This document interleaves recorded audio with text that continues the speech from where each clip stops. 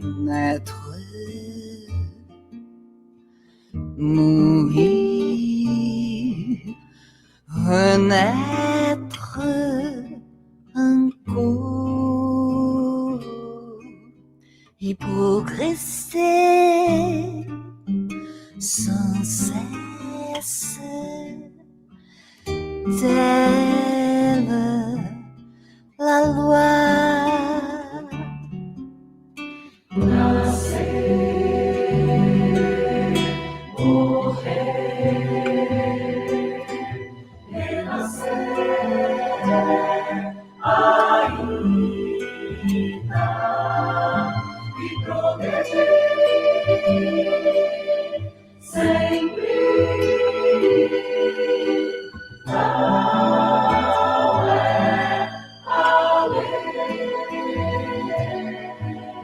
To be born,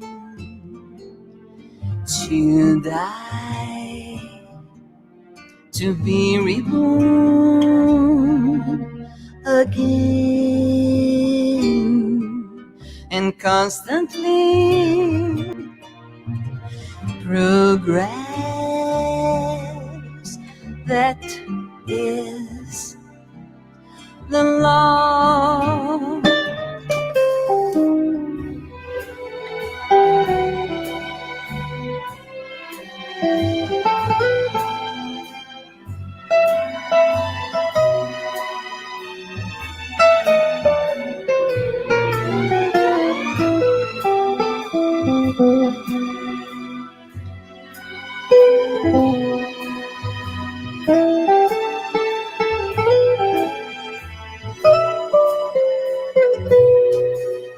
Geboren werden, sterben, wiedergeboren werden und unendlich fortschreiten.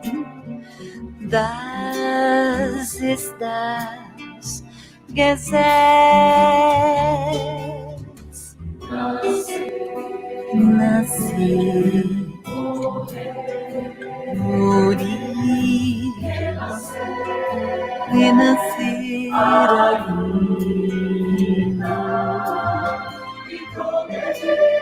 e progressar sempre.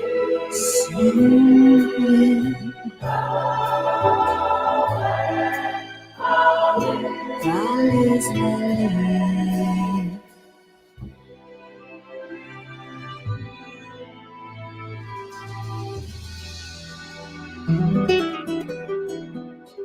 As pessoas perguntam, mas por que o nome de Allan Kardec? Nós não temos hábito na doutrina espírita de considerarmos Kardec como se ele fosse um iluminado, como se ele fosse o detentor da revelação.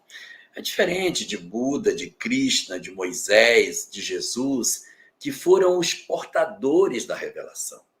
Kardec não é o portador da revelação. A revelação, como ele bem mesmo colocou, é uma revelação coletiva, que não é dele, é uma revelação espiritual, porque não era ele o detentor do conhecimento. O papel de Kardec dentro da doutrina espírita é o papel de codificador, ele não é o revelador, ele codifica, ou seja, ele pega o conhecimento e estrutura. Então, quando a gente percebe toda a dinâmica do processo de edificação da doutrina espírita, aí nós vamos encontrar Allan Kardec. O destaque, portanto, que o movimento espírita faz a Allan Kardec não é que ele seja uma espécie de guru, o detentor das respostas. Não. Ele foi um organizador do conteúdo. A sua relevância é exatamente pela personalidade que ele possuía, que permitiu que se estruturasse esse conjunto de saberes de maneira organizada para que nós pudéssemos entender esse universo de saberes trazido pelos espíritos e que foram oferecidos de uma maneira desordenada, de uma maneira desestruturada. Conhecimentos diversos eram oferecidos, perguntas eram feitas, respostas eram oferecidas para os que perguntavam. Mas esse conhecimento ele estava dentro de uma estrutura quase que caótica. Então, o valor de Allan Kardec é o poder de organização, o poder de síntese, o dom de pegar um conhecimento desestruturado e estruturar esse saber, promovendo a articulação das suas peças. É isso que leva, de repente, uma quantidade muito grande de instituições dentro do Brasil, seja em Conchal, seja em Jequié, na Bahia, seja em Paraíso do Tocantins, seja em Vilhena, seja em Porto Velho, ou em diversas outras cidades do Brasil, a termos uma instituição com o nome de Centro Espírita Allan Kardec. Exatamente pela personalidade que Kardec apresentou, ele sempre foi muito admirado pelos homens de seu tempo, principalmente aqueles com os quais ele renteou de maneira mais próxima. Entre eles, temos a figura de Camille Flammarion, temos Gabriel Delany, Leon Denis, que eram personagens muito mais próximos de Kardec. Os três eram mais jovens do que ele. Kardec era de 1804 e esses eram de 1825, 1826, 1827. Então, tinham aí praticamente uns 20 e poucos anos de diferença. Então, tinham uma relação muito interessante com Kardec a seu tempo. Já eram homens adultos, Kardec já havia tido uma boa experiência, já tinha passado bastante tempo. Ele já era um homem sexagenário, quando estava construindo as últimas partes da doutrina espírita, e possuía, assim, um conjunto de homens também adultos que sustentavam o trabalho, contribuíam na figura desses três que eu comentei, Leon Denis, Camille Flammarion e Gabriel Delany. E quando houve o desencarne de Kardec, na hora do sepultamento, Camille Flammarion, astrônomo conhecido nas academias do mundo inteiro, foi a quem coube a responsabilidade de fazer o discurso no túmulo de Kardec. Aquele discurso final, quando estava sendo feito o sepultamento. E foi ali, na hora de fazer a sua fala final, que Camille Flammarion cria um termo muito interessante que se corporificaria dentro do movimento espírita. Ele conceitua Kardec como sendo o bom senso encarnado. Vejam a palavra como é escrito. Bom senso com 2 S's. Senso no começo, S no começo e S no meio, no sentido de raciocínio. Com C no começo, é senso de contar gente. Então, Kardec é o bom juízo, é o bom senso encarnado, pelas suas habilidades de poder ter ponderações bastante razoáveis diante das circunstâncias que a vida aparecia. E essa conceituação de Kardec como bom senso se incorpora no movimento. E ela vem até os nossos dias atuais. E aí, ainda hoje, dentro do movimento espírita, quando alguém pergunta quem é o bom senso encarnado? A resposta é o bom senso encarnado é Allan Kardec. Mas baseado em quê? Que motivações práticas, objetivas, nós teremos para dizer sim, esse é o bom senso encarnado? Hoje, nós iremos ver 10 razões pelas quais Kardec pode ser apontado como, sim, o bom senso encarnado dentro do movimento espírita. Vejamos a primeira das demonstrações que nós podemos apontar como sendo uma característica de uma pessoa que tem temperança, que tem equilíbrio, que raciocina nas suas análises e apresenta uma conclusão baseada na lógica. Assim que o professor Rivaio, como ele era conhecido à época, quando ele toma conhecimento das manifestações das chamadas mesas girantes num período de 1855, que é quando ele entra em contato com a mensagem que os espíritos traziam. Ele vai ser informado pelo senhor Fortier que existia um conjunto de pessoas se reunindo e conseguindo coisas incríveis, porque eles estavam se reunindo e as mesas estavam dando respostas para as pessoas. Eles se reuniam e perguntavam as coisas e as mesas respondiam. E que ele, que era professor e que era um pedagogo muito conhecido, com várias obras publicadas, deveria ir para ver isso. Nossa, como era incrível! Você perguntava para a mesa e a mesa dava resposta. Aquilo era fantástico. Ele deveria ir para conhecer isso. Você precisa participar para ver as mesas respondendo às nossas perguntas. Ao invés de Kardec dar uma resposta do tipo: que coisa incrível! Eu vou ir hoje mesmo para ver as mesas, dado resposta. Tem uma resposta. Que fascinante, afinal de contas, o seu interlocutor veio cheio de alegria para contar para ele que sim, que as mesas agora estavam respondendo para as pessoas as perguntas que lhes eram feitas. E ele poderia ter dito isso, poderia ter dito outra coisa, ele poderia ter dito: isso é uma grande bobagem, isso não é verdade, isso é tolice. E simplesmente virar as costas e não se interessar. Mas o que foi que Kardec, com o seu bom senso, respondeu para o amigo? Ele disse: enquanto não me provarem que a mesa não tem cérebro para pensar e nervos para sentir, não será possível atribuir isso às mesas. Deve existir uma outra causa. Eu irei visitar para emitir uma opinião melhor. Ele toma do conhecimento que ele tem, que é o método pestalozziano, partir do conhecido para o desconhecido, do simples para o complexo, do fácil para o difícil. Então, o que é que eu conheço? Do que eu conheço, com a métrica que eu tenho, isso não é possível.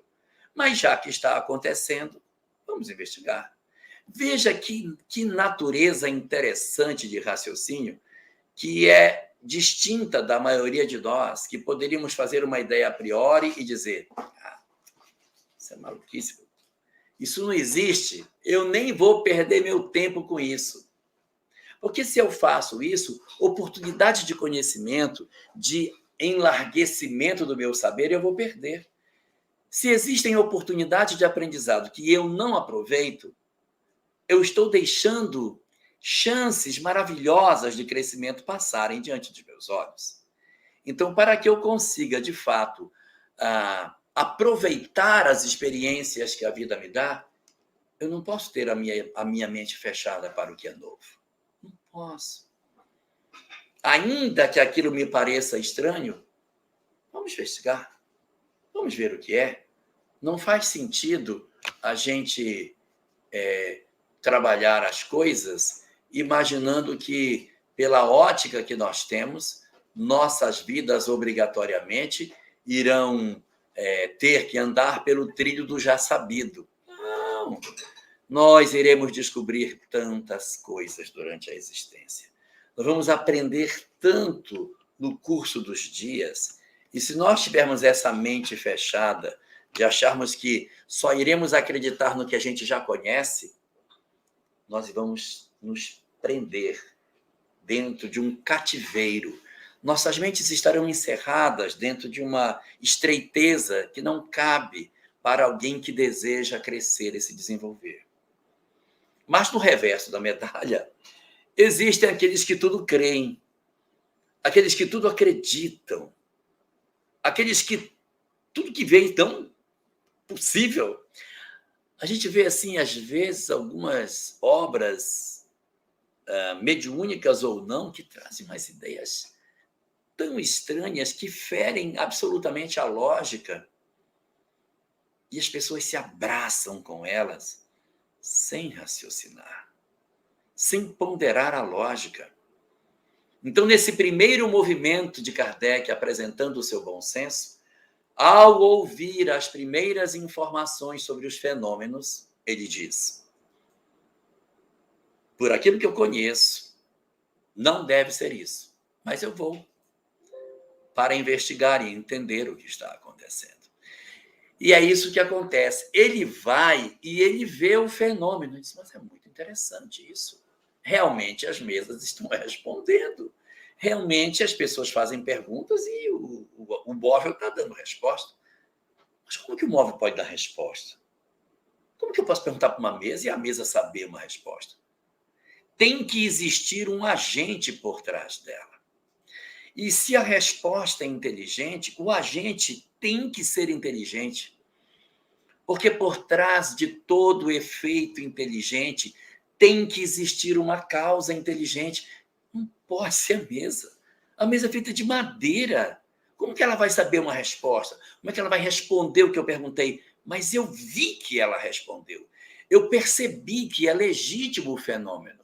O que talvez esteja errado é o entendimento do mecanismo como ele se processa. Então, a primeira das características, das 10, que revelam para nós esse aspecto de bom senso de Allan Kardec, é o seu dom de analisar as coisas pelo âmbito da lógica. É analisar com lógica, sem paixões, sem arroubos impulsivos, mas sem esse processo de rejeição das novas ideias de maneira sistemática, sem uma análise criteriosa de todas as coisas. Aspecto número 1, uso da lógica para análise de problemas. Que mais? Que característica mais a gente observa na personalidade, no comportamento de Allan Kardec para dizer que realmente, sim, ele tinha muito bom senso nas coisas que falava? Nós vamos observar uma segunda oportunidade de ver ele na sua condição de bom senso, quando ele observa o fenômeno dessas mesas e decide que o fenômeno merecia ser estudado. Esse fenômeno precisa ser estudado. Isso é interessante, isso aí. Como que isso se processa? De que maneira que isso se dá? E ele, então, cria um método. Olha que interessante. Ele vai criar um método. Existe o espiritismo, ele foi construído dentro de um método concebido por Kardec. Às vezes as pessoas não se dão conta disso, mas é uma ciência que, como toda ciência, tem seu método. Ele criou um método para construir o espiritismo. Não é lindo isso? Ah, não sabe o método? Ah, pois é. O método é o seguinte, é o método chamado universalidade dos ensinos dos espíritos. Essa é a chave da qual Kardec se valeu para analisar os conteúdos que ele recebia. Ora, como que funciona isso? Ele comenta sobre esse método tanto no livro dos Espíritos, como também na introdução do Evangelho segundo o Espiritismo, em que diz o seguinte: se eu consultasse um único médium, um só, esse médium poderia se perturbar. Se eu tivesse um médium para consultar e ele fosse o meu guru que trouxesse todas as verdades, e esse médium enveredasse por um caminho de fascinação, de perturbação, não estaria eu enveredando junto com ele por um caminho enganoso? Não é boa política usar um médium para realizar um trabalho. Um médium perigoso. Então, mudemos. Vamos usar vários médiuns. Boa! A gente pega um grupo de pessoas, grupo de indivíduos, e aí você trabalha com um grupo de pessoas. Então, o que faz Kardec? Kardec faz o seguinte, ele senta e diz, eu poderia pegar um grupo para analisar. Sim, claro, ao invés de pegar Um médium só, eu pego um grupo. Então, com um grupo, esse pode ser um instrumento. Não, olha, fulano não, através de fulano as notícias são diferentes. Aí diz Kardec na introdução do Evangelho segundo o Espiritismo. E se o grupo todo se perturbar? Não pode acontecer. Pode. Você pode ter um grupo que está todo perturbado. Nossa, são muitos médiums. Tem 10, 15, 20, sei lá quantos, num grupo muito bom. Eles podem perturbar. Então, ele propõe um método. A universalidade dos ensinos dos espíritos. Não era um médium e nem era um grupo. Eram vários médiuns em vários grupos diferentes, sendo perguntados da mesma forma para verificar o que eles traziam de resposta. O objetivo de Kardec era encontrar uma resposta que, ainda que não fosse idêntica com relação às palavras que usasse, que a gente chama de forma, ele seria semelhante quanto à ideia, que a gente chama de fundo. Então, ainda que não fosse idêntico na forma, seria semelhante no fundo. Você pergunta para os espíritos e eles dão uma resposta para você. Pergunta isso nos vários grupos, de vários países, de vários lugares diferentes. E vamos ver o que é que nesses vários grupos nós vamos obter de resposta. Por exemplo, eu pergunto assim, pergunta para os espíritos, em que momento o espírito se liga ao corpo? E aí a gente manda essa pergunta para lugares. E recebendo as respostas, confere, é na concepção, aqui foi na concepção, e na concepção. Beleza, junto? Essa é a resposta.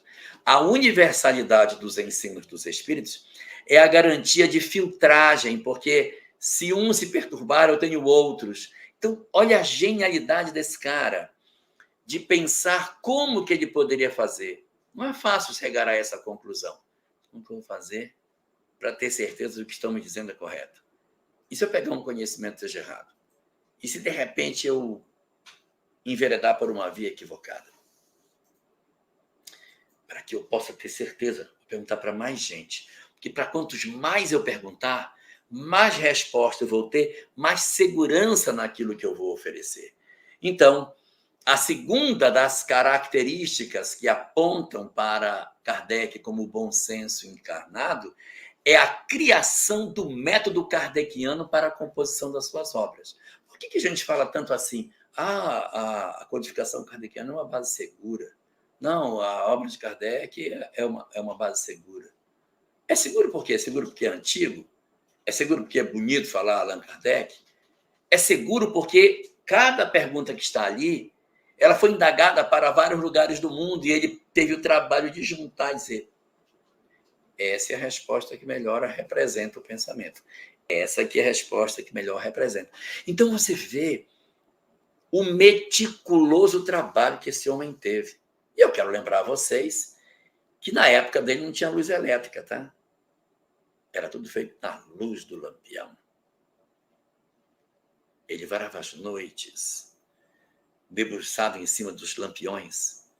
Diferente de nós, que temos hoje computador para escrever, bota no Word, ele já corrige, vê o que tem que ser feito, já formata bonitinho, arrasta um pedaço do texto, cola, deleta, põe para cima, põe para baixo. Um espetáculo, coisa maravilhosa. Joga na internet, consulta. Não tinha isso, não. Tudo no braço, tudo na pena, tudo escrito na mão, de noite, na luz do lampião para poder ver. Que sacrifício que esse homem teve, gente. Que sacrifício terrível. No livro O Espiritismo Básico, de Pedro Franco Barbosa, conta que quando ele recebeu a visita de Victorien Sardou trouxe um monte de cadernos para ele. Disse: olha, professor, esses cadernos aqui estão cheios de pergunta e resposta. A gente já fez um monte de pergunta, já obteve um monte de resposta, mas ninguém sabe o que fazer com isso. A gente só tem um monte de resposta. Mas ninguém conseguiu ainda organizar. Eu acho que a sua mente é capaz de organizar essas perguntas. Está um mingau de perguntas aí dentro, respostas. A gente não sabe para onde vai. E Kardec foi que pegou esse material e foi estudar como que organizaria esse trabalho todo. Então, ele vai sentar com esse material E eu fico pensando,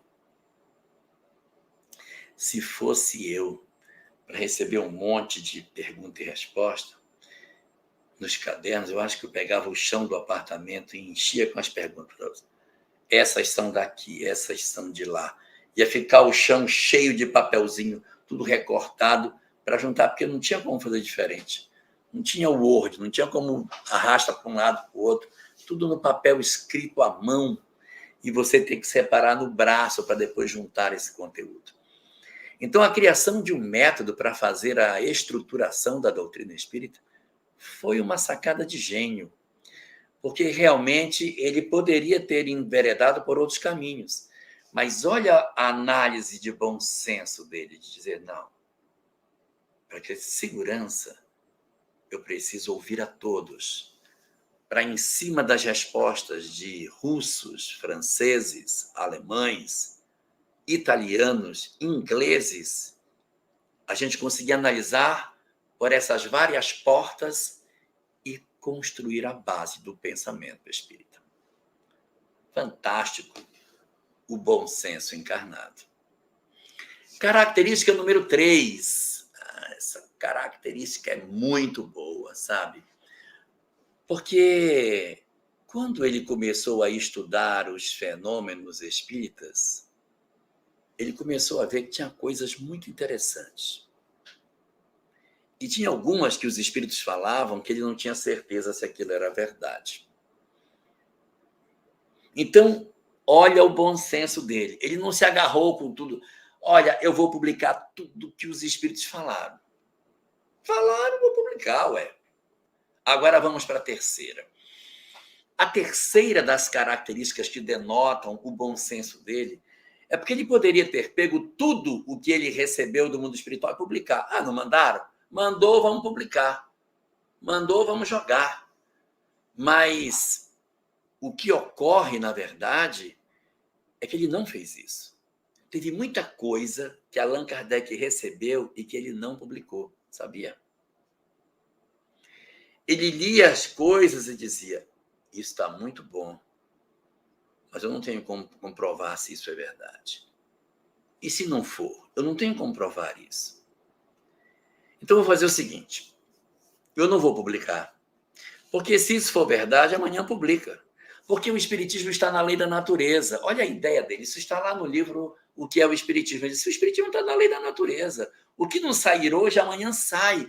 Porque a força das coisas vai fazer com que essa doutrina se alastre e ela se alargue, que os seus conhecimentos não oferecidos hoje sejam oferecidos amanhã. Então, muitas verdades que ele teve a possibilidade de rentear, ele não colocou nas suas obras. Ô cabra prudente, ó. Porque muitos de nós somos muito imprudentes. A gente vê alguns médiuns horríveis, vai dar o passe numa pessoa, aí diz, e aí, fulano, tudo bem com você no passe? Tinha um espírito atrás de você na hora que foi dar o passe. Horrível, cabelo tudo para cima, olho vermelho. Disse que vai matar você essa noite. Vai matar você enforcado. Uma boa sorte para você. De que serve uma informação desse tipo? Estaríamos nós a serviço do bem ou a serviço da perturbação? Ele pega muitas coisas e diz, isso eu não vou publicar. Porque se eu publicar isso, amanhã eu posso estar colocando uma coisa que eu não tenho certeza. Então, se eu não tenho certeza, deixa, que amanhã ela se publica. O que vai acontecer, vai sair, não tem jeito. Então, muitas pessoas que dizem assim, mas a obra de André Luiz não está na obra de Kardec. Kardec não falou nada sobre felicidade no mundo espiritual. É verdade, ó. Não tem.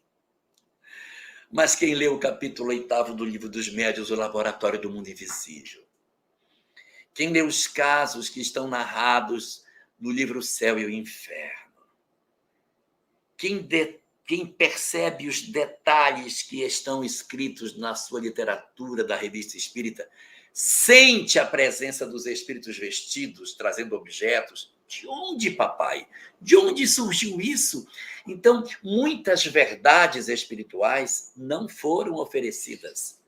E ele cunhava esse pensamento numa frase muito conhecida do movimento espírita. É melhor rejeitar 99 verdades do que aceitar uma mentira. Para colocar isso no meu livro, eu tenho que ter muita certeza. Porque se eu não tiver certeza, eu não vou pôr. Então, mesmo que algo seja verdadeiro, eu não vou colocar. É verdade, não é? Então vai aparecer depois. Mas eu não vou deixar com que suposições ingressem na obra e contaminem o que tem aqui dentro. Porque o que eu estou pondo aqui dentro, eu tenho certeza que está certo. Então, eu vou colocar do lado de dentro as minhas convicções daquilo que eu já conferi pela minha estratégia de universalidade dos ensinos dos espíritos. Então, na verdade, o terceiro ponto para enxergarmos esse bom senso encarnado é a habilidade dele de lidar com a filtragem do conteúdo para rejeitar possíveis verdades em detrimento de se poder admitir uma única mentira no corpo doutrinário do Espiritismo. Isso aí é de um bom senso incrível. Ele restringiu o conteúdo para não correr o risco de colocar alguma coisa que alguém amanhã dissesse: isso não é verdadeiro. E cabra bom. Mas não foi só isso, ele também teve uma característica de bom senso que eu particularmente, eu acho que é de todas a mais extraordinária das características de Kardec.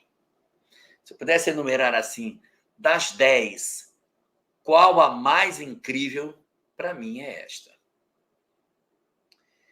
Na sua época, existia vários pesquisadores, vários homens pesquisando sobre o fenômeno espírita, em diversos países diferentes. Na Itália, por exemplo, tivemos César Lombroso e Ernesto Bosano estudando a mediunidade de Eusápia Paladino. Essa médium extraordinária de materialização produziu fenômenos incríveis de materialização. Uma mulher impressionante em termos de produção, de doação de ectoplasma e de produção de fenômenos.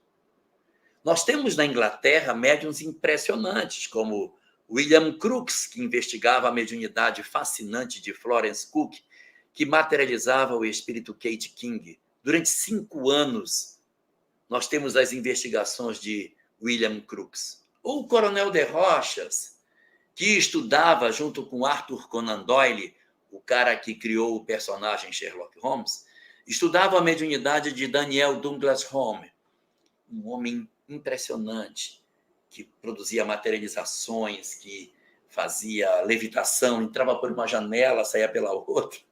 Ele era impressionante. E tinha uma personalidade muito interessante, o Douglas Home. Daniel Home, ele não tinha nenhum interesse econômico para nada do que ele fazia. Tudo que ele conseguia dinheiro, ele doava. Não posso ganhar nenhum dinheiro com o dom que eu tenho. O dom que eu tenho é um dom divino e eu não vou usá-lo em meu favor. Então, ele foi um homem muito importante na codificação kardeciana pela comprovação do que ele fazia. Então, esses homens escreveram obras incríveis sobre o fenômeno espírita, sobre a materialização, sobre o mecanismo da mediunidade, sobre as comprovações da imortalidade da alma. Quando a gente vai lá para o lado da Rússia, a gente encontra Alexander Aksakov, que também estudou Eusápia Paladino.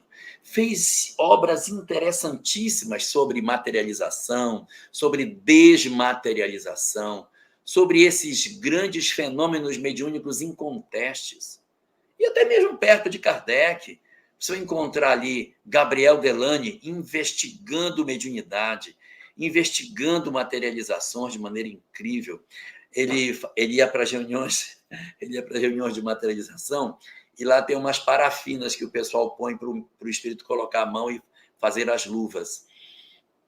O Gabriel Delany, ele chegava na sala como quem não quer nada e jogava um pozinho dentro da parafina e misturava o pozinho e depois pedia um pedaço da luva para ele estudar em casa. Ele jogava algumas substâncias que depois em casa ele ia reagir com outras e tinha que mudar de cor. Então ele fazia isso para saber se aquela luva que tinha na reunião mediúnica se realmente a luva que estava sendo oferecida, de fato, ela tinha sido presente na reunião. Vai que tenha sido alguém que trouxe dentro de uma mochila uma luva, chega na hora, ele tira a mochila, a luva bota ali em cima, não, essa luva surgiu agora. Não, ele trouxe. Então, eles jogavam a substância química para saber se realmente a parafina da luva era a parafina que estava na sala. E todas as vezes que ele fez isso, quando ele quebrava um pedacinho da luva e fazia o experimento, batia. A parafina usada para fazer aquela luva tinha sido feita durante a reunião. Então, foram obras e mais obras incríveis. Na obra Afinal Quem Somos, de Pedro Granja, são citados 82 cientistas de diferentes lugares do mundo que estudaram o fenômeno espírita. E onde que Kardec se diferencia deles?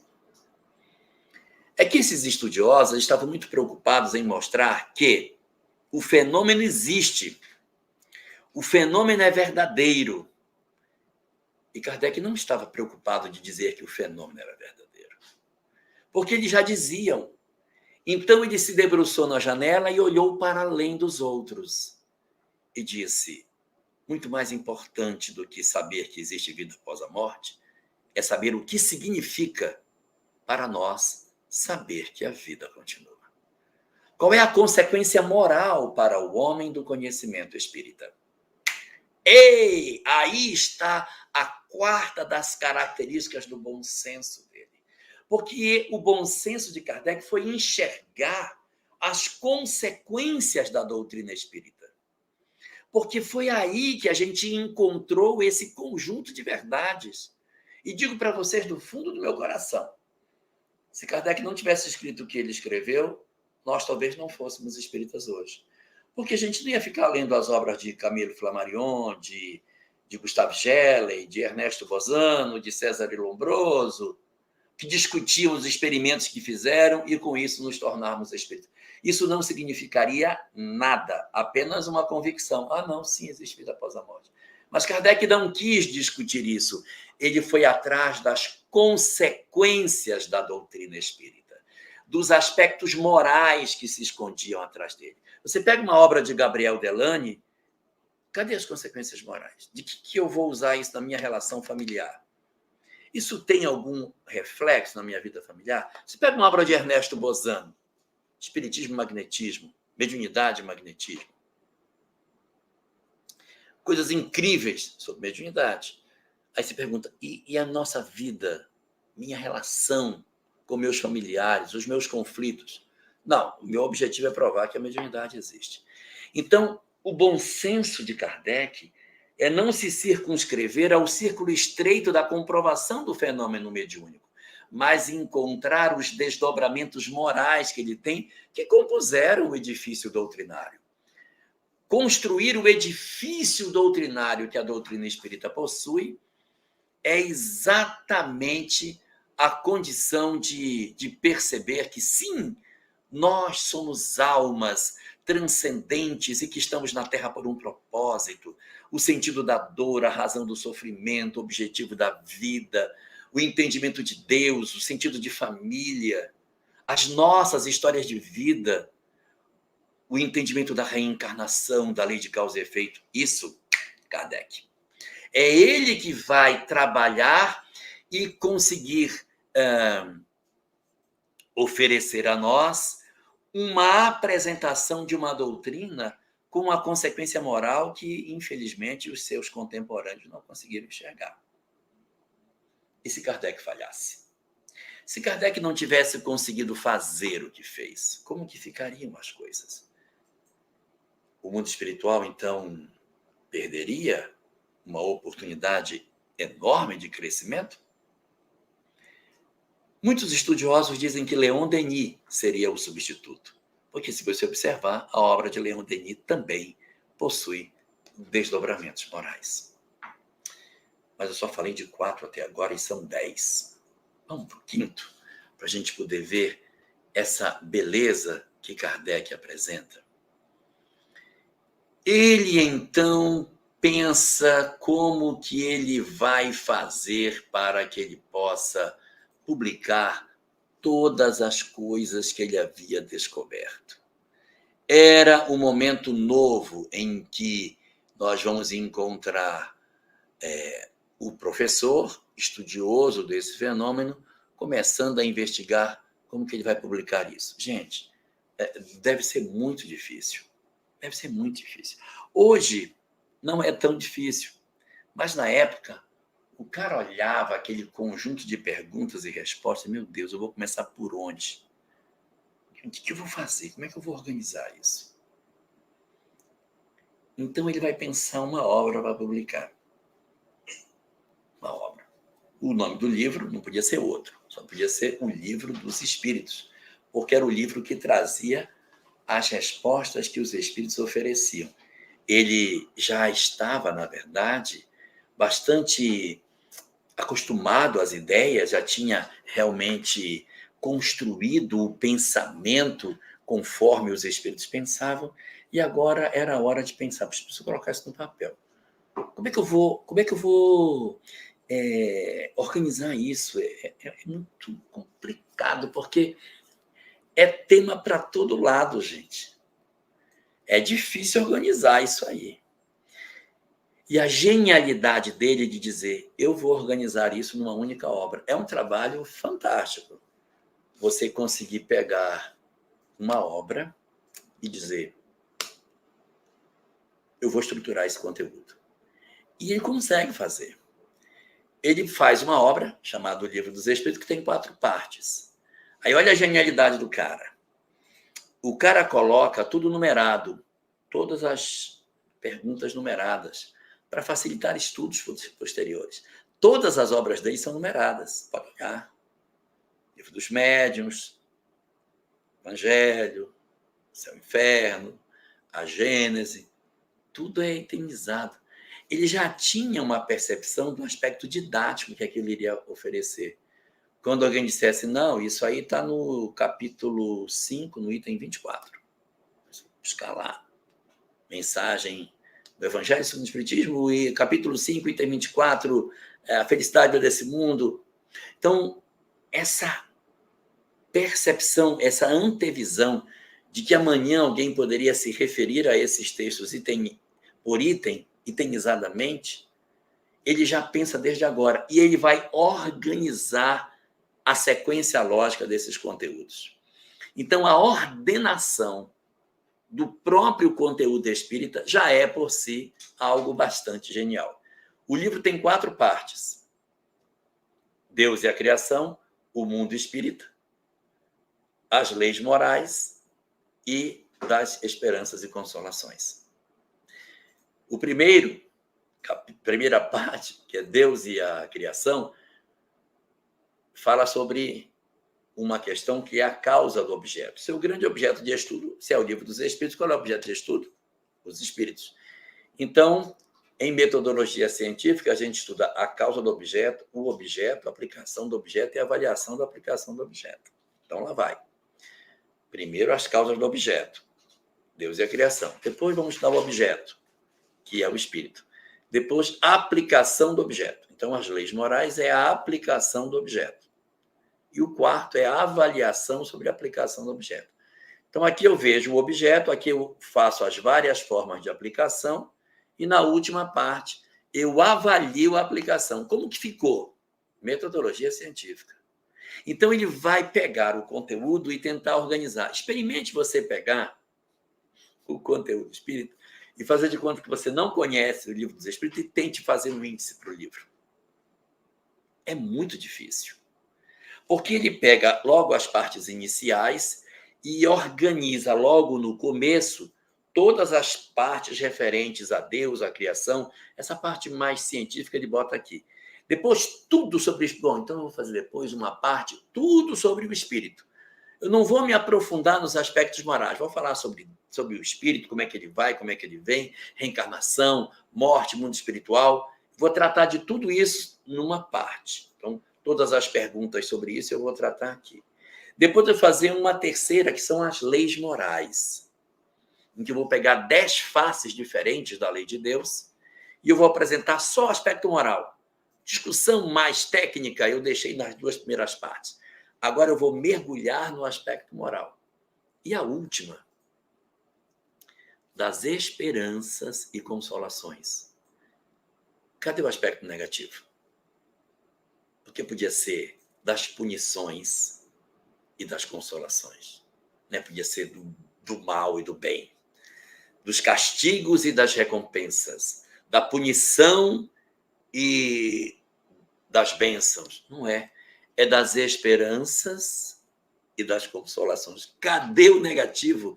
É doutrina consoladora. Então, essa última parte é onde ele vai mostrar as consequências para os espíritos dos seus atos. É uma análise das condutas, não mais como as leis morais, mas como que os espíritos e a lei de justiça vão acontecer no curso do tempo. Então, é uma genialidade muito singular a habilidade de organizar os conteúdos espíritas. O dom de pegar um negócio todo caótico e dar ordem a ele. Dizer, está tudo caótico, mas então eu vou dar uma ordenação. Observe o quanto é fácil você encontrar uma pergunta e uma resposta no Livro dos Espíritos. Essa pergunta, isso deve estar na lei de liberdade. Isso aqui deve estar na lei de adoração. Então, existe uma organização das coisas muito harmoniosa no pensamento dele, que aquilo que parecia completamente caótico encontra uma organização bastante satisfatória na obra que ele produz. E ele faz assim nas suas diversas obras. A preocupação de estabelecer um método sequencial nos conteúdos oferecidos nas obras doutrinárias que ele apresenta. Portanto, essa característica dele, que seria, portanto, a sua quinta característica, é o seu dom de estruturar os conteúdos, de organizar o saber, a habilidade de conseguir dizer isso é importante, isso vai para frente, isso vai para o final. Não, isso aqui, Deus, vai para o começo. Isso é para o começo. E fazer essa estruturação mostra a genialidade dele de conseguir montar as peças e trazer uma maneira muito clara de oferecer os conteúdos. É muito agradável a maneira como ele dispõe os saberes para facilitar com que as pessoas pudessem ter acesso a isso. Mas aí a obra deveria ser publicada. A obra tinha que ser posta. Né? Tinha que publicar o livro. E ele era um escritor conhecido, Allan Kardec, e já era um pedagogo conhecidíssimo. Ele já tinha mais de 50 anos quando conhece a doutrina espírita. Tinha 51 e vai publicar a obra espírita com 53 anos. Então, ele já está ali, quase 53 incompletos. Ele já está um homem já bastante maduro no seu tempo.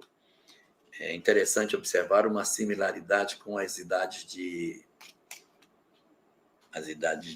Bezerra de Menezes. Kardec conhece a mensagem espírita aproximadamente lá pelos 50, 51 anos. E Bezerra conhece a doutrina espírita também com 50, 51. Daí o que a gente vai ter? Ele precisa publicar a obra. Mas ele era um grande pedagogo, por isso que ele foi procurado pelas pessoas. Já tinha várias obras publicadas. E ele pensa, eu pertenço a uma corrente ideológica de educação. Se eu publicar com o meu nome, vai parecer que a obra pertence à escola que eu faço parte, que era a escola pestalozziana. Ele tinha sido discípulo de Pestalozzi. Então, se eu colocar, eu vou trazer como se nós tivéssemos efetivamente uma conexão entre esses saberes e o pensamento de Pestalozzi, e isso não é verdade. Isso não é verdade. Então, preciso ter uma outra forma de fazer. Mas não será justo que eu diga que a obra não é minha, porque está errado. A obra é minha. Eu fui o organizador, então a obra é minha. Mas também não é minha, porque o conteúdo não é meu. O conteúdo é dos espíritos. Que nome que eu vou pôr? Se eu colocar o meu, eu corro o risco de colocar um nome que seja atrelado a uma corrente ideológica. Se eu não colocar o meu, eu também falto com a verdade, porque eu sou, de certa forma, parte integrante do processo pela organização do conteúdo. Como é que eu me ponho sem me pôr? Então ele lembra. Em uma reunião lá atrás, ele teve a oportunidade de saber que numa outra existência, quando ele teria, segundo essa reunião mediúnica, reencarnado na região da Gália, que é ali na França, entre os gauleses, ali naquele modelo de Asterix, Obelix, entre os gauleses, ele teria sido um sacerdote celta, ou seja, um druida. E quando ele foi druida, o nome dele era Allan Kardec. Allan Kardec foi o nome dele numa outra existência. Então, como o nome dele, como o nome Allan Kardec era de outra existência, não deixava de ser ele. Era ele, mas era ele num outro momento, mas era ele. Então, não deixou de ser ele, mas ao mesmo tempo que era ele, não era ele nesta. Então, era ele, mas não era, mas era. E o que ele faz? Ele diz, vou usar esse pseudônimo, porque é um espírito. O livro é dos espíritos. E eu, assim, posso preservar para não contaminar a corrente ideológica que eu defendo com as ideias espíritas que tem que ficar indene a todas as ideologias outras que não ela própria. E ele, então, decide publicar com o pseudônimo Allan Kardec. O que é interessante é que ele passou a ser mais conhecido como Allan Kardec do que pelo nome verdadeiro dele, que era Hippolyte Léon Denisard Rivail. O nome que ele passou a usar na sua literatura ganhou notoriedade e ele é muito, muito, muito mais conhecido e muitas pessoas acham que esse é o nome dele, mas não é. O nome dele era Hippolyte Léon. Ele era mais conhecido pelo seu sobrenome, né? Professor Rivail. Ele, então, tem um bom senso muito grande aí na hora que vai usar o pseudônimo, que é uma maneira de preservar-se no sentido de não permitir com que as suas correntes ideológicas fossem trazidas para dentro do ambiente do espiritismo e as pessoas o atacassem. Não, isso é daquele pessoal que defende essa ideologia, isso vai dar confusão. Porque tem pessoas que defendem uma metodologia educacional e outras. Então, é melhor que eu tenha uma outra forma de me apresentar. E aí a gente vai encontrar, mais uma vez, o bom senso de Kardec se oferecendo aí como sendo a sexta característica dele, o dom de valer-se de um pseudônimo para preservar a doutrina espírita indene de todas as demais ideologias, para que isso não contaminasse o pensamento que ele possui. Imagine, vamos comparar com a posição de hoje, imagine que um político que fosse professor se aproximasse da doutrina espírita para codificá-la. Se ele publicasse com o nome dele, os seus inimigos políticos diriam, não, isso é maluco, isso é errado. E aí a doutrina seria perseguida porque há opositores a mim e não a ela. Então ele cria um pseudônimo e desatrela da própria história dele a possibilidade de que a doutrina pudesse ser contaminada com os opositores do seu método de trabalho. Ele fez várias obras, fez obras de gramática, de aritmética. Ele era muito conhecido no seu tempo. Embora não tenha ficado rico. A gente fica, às vezes, sonhando muito que a gente, quando faz as coisas no bem, tem que ser rico. Ele não foi. Mas olha só, vamos para uma sétima característica do bom senso dele. Ele precisava testar as ideias. Ele não estava construindo um conjunto para codificar uma mensagem. Ele estava edificando, ele precisava da manifestação das pessoas. Ele precisava da universalidade dos ensinos dos espíritos. Será que o que eu estou colocando é correto? Será que as pessoas pensam como eu penso? Será que eu já tenho a informação ou existem ideias que são diferentes das que eu estou pensando que sejam? eu preciso ter um balão de ensaio, onde eu jogue as ideias e veja o que acontece. Se as ideias que eu coloco, elas são acolhidas, e os vários grupos mediúnicos do mundo dizem, é isso mesmo, a gente recebeu um negócio parecido aqui, eu digo, opa, isso aqui a gente pode pegar, e eu posso converter aquele balão de ensaio num conteúdo doutrinário. Esperto, cara, ó. Então ele construiu uma revista para ser o seu balão de ensaio. Ele criou uma revista mensal, cabra danado, ele criou uma revista mensal em que ele jogava ideias e ficava esperando o que as pessoas diziam. Ali é que ele testava a universalidade dos ensinos. A revista era publicada, se espalhava e ele ficava esperando, vamos ver se alguém vai falar alguma coisa.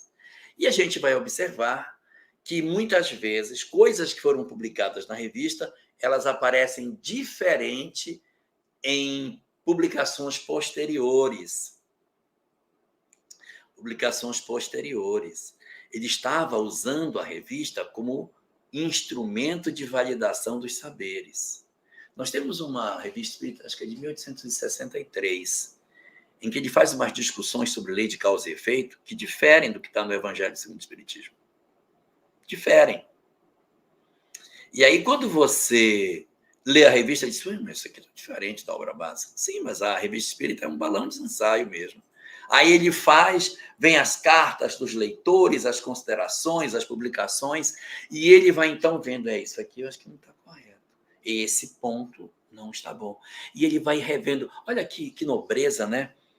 Ele joga o conteúdo e espera para ver o que acontece. E ele vai lapidando a doutrina com as contribuições dos leitores. Olha que legal. Aí, cada vez que o fascículo sai, cartas vão chegando, ele vai vendo, olha, aqui na Inglaterra o cara tem uma comunicação que complementa isso aqui.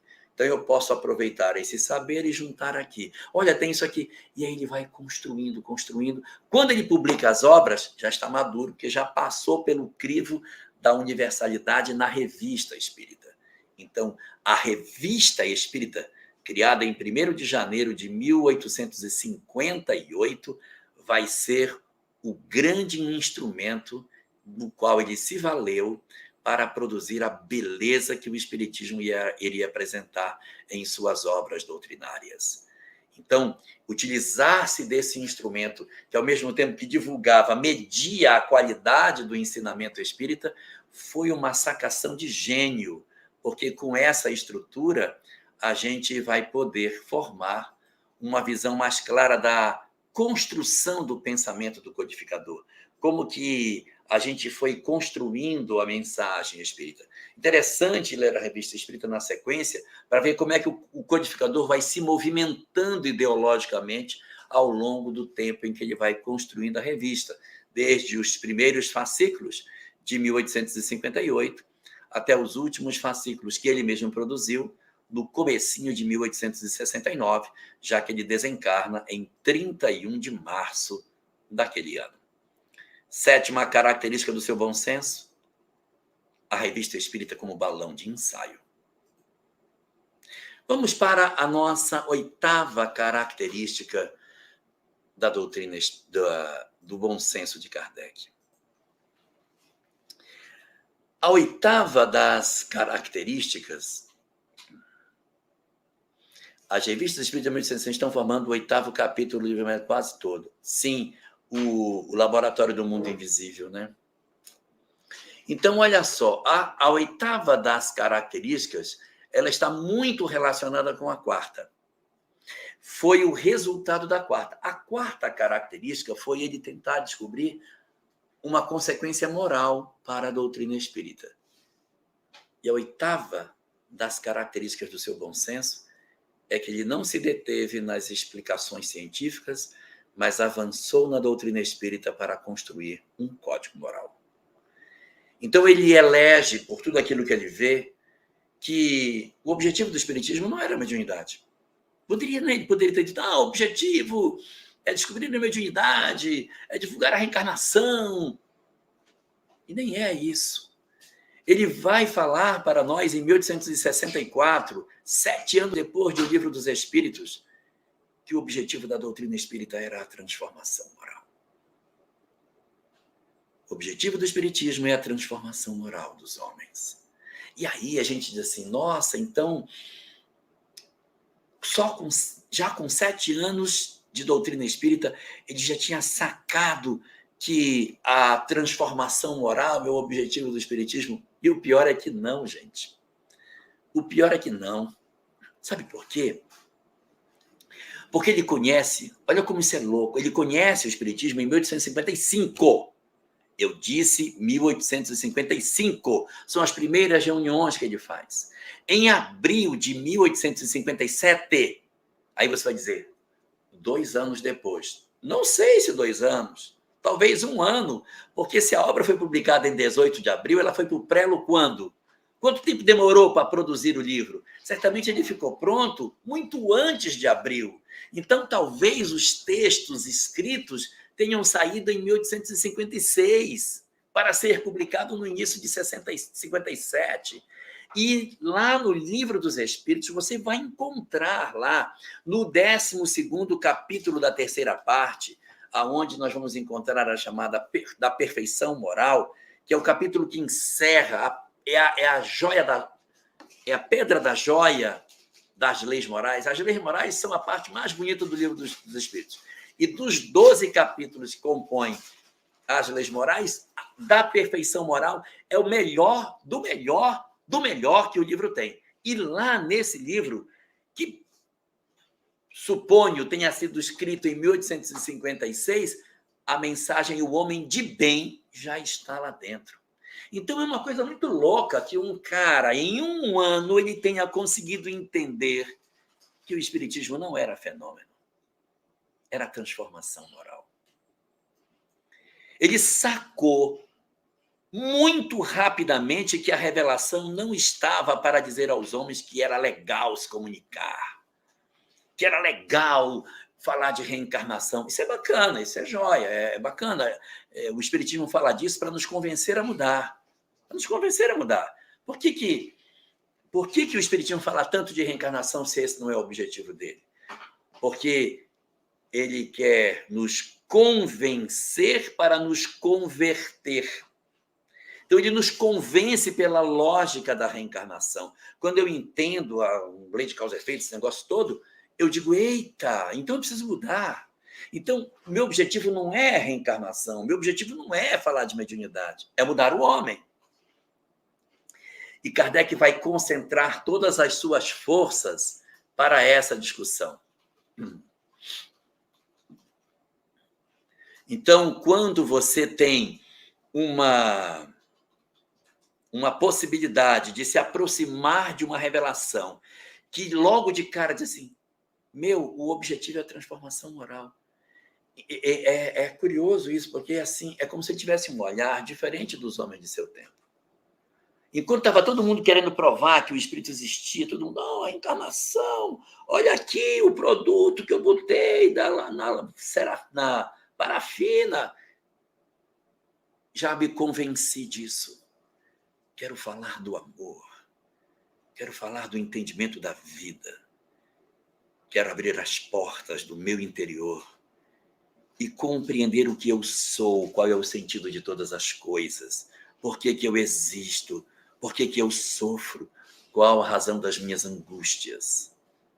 Então ele vai mergulhar dentro do universo do psiquismo humano e não vai ficar discutindo isso. Então, descobrir a transformação moral como grande objetivo da mensagem espírita é de uma grandeza extraordinária, porque ninguém percebeu isso.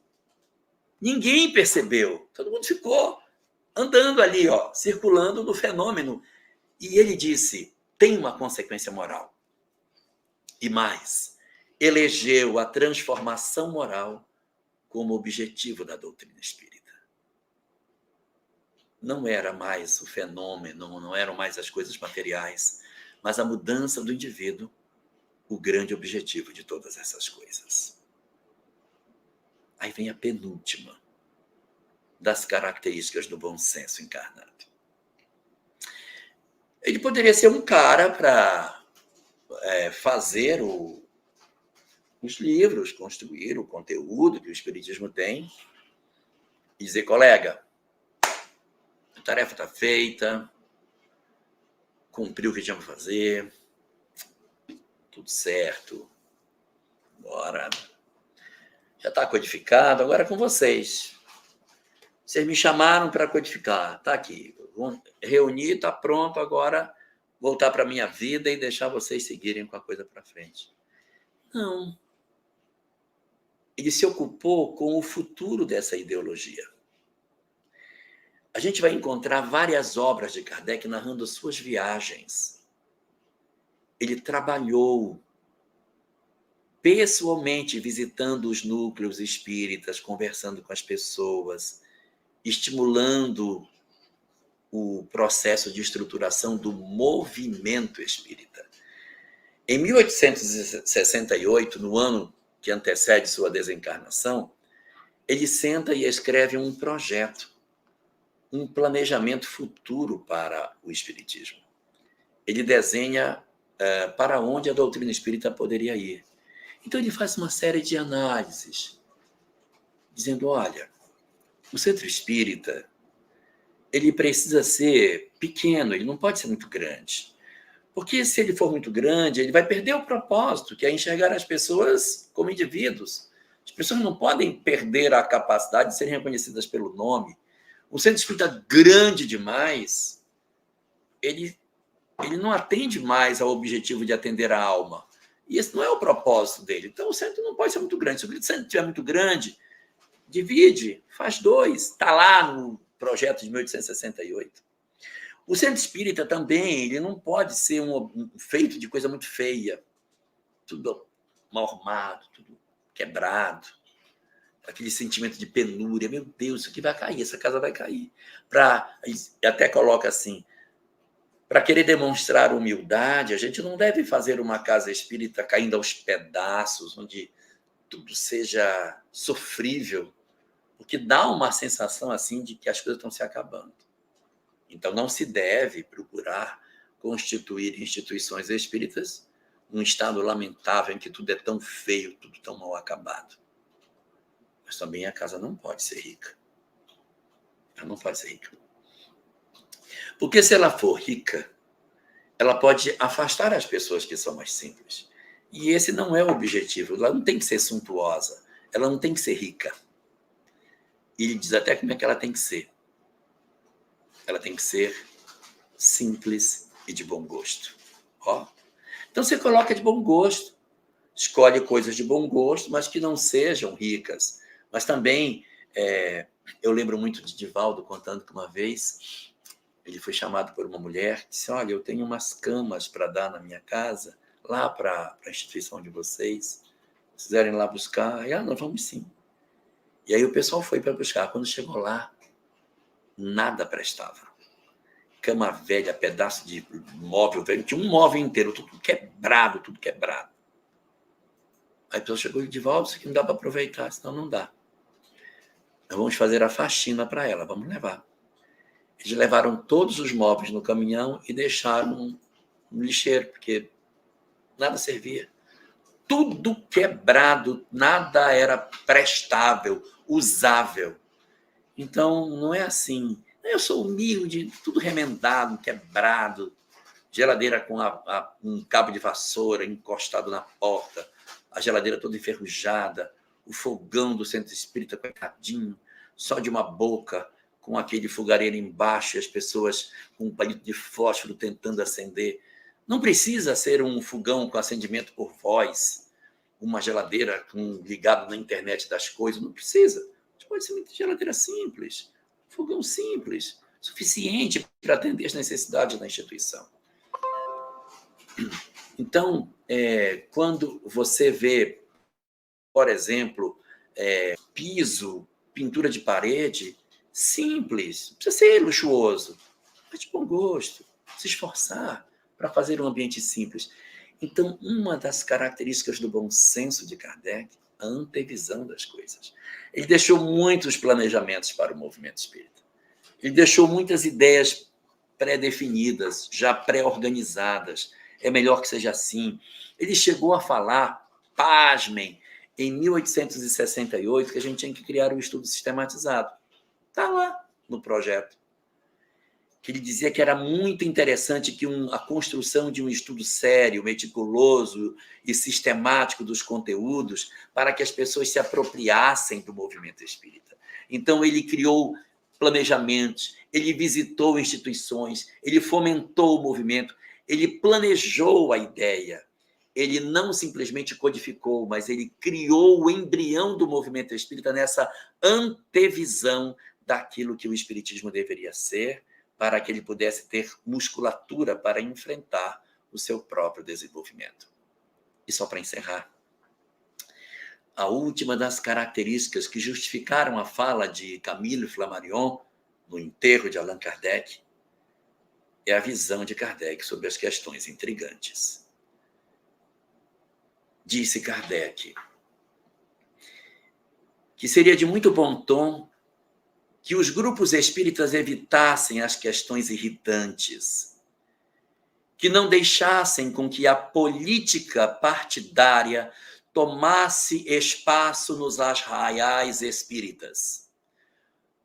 Porque a partir do momento em que o espiritismo se aproxima dos interesses político-partidários, ele corre um severo risco de se aliançar com forças que não são espirituais e que podem dividir o movimento espírita de maneira desnecessária.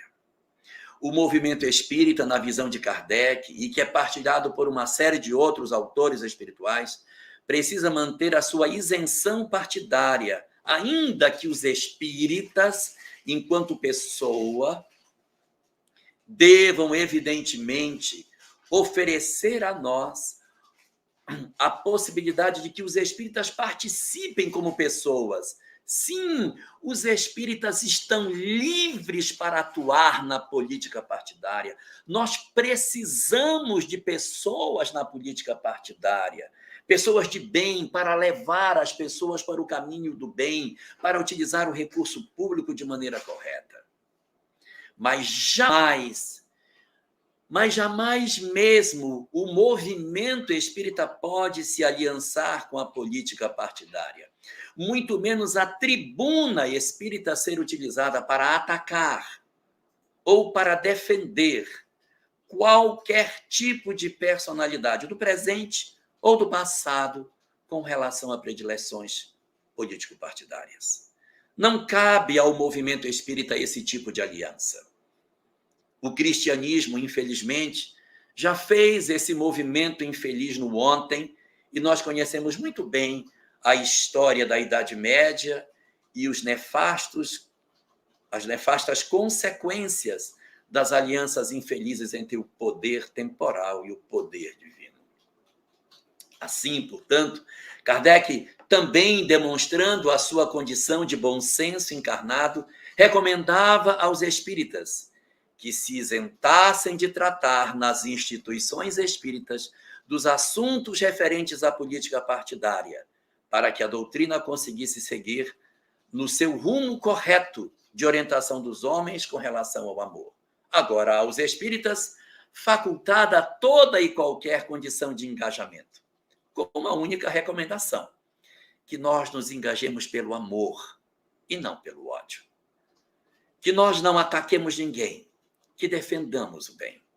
Que o que fizermos no campo político, façamos assuntos irritantes. O que façamos no bem, que nós façamos com amor, mas que não entremos na política para agredir, para atacar, para ofender, para promover um processo de agressividade a alguém. Nós temos que ser movidos pelo amor. As almas que verdadeiramente entenderam o propósito da vida, as que amadureceram no curso da existência, jamais escolherão a violência como instrumento de manifestação da defesa das suas ideias. Se nós atacamos ou ofendemos alguém, nunca poderemos estar a serviço do bem. O bem nunca se serve das armas do mal para defender as suas ideias. O espiritismo, portanto, precisa seguir esse conselho de Allan Kardec, o bom senso encarnado e garantir a sua isenção enquanto movimento, embora os espíritas sejam absolutamente livres para, por amor, agirem como assim quiserem. Esta, portanto, é uma ligeira síntese daquilo que podemos enxergar do bom senso de Kardec, o codificador da doutrina espírita.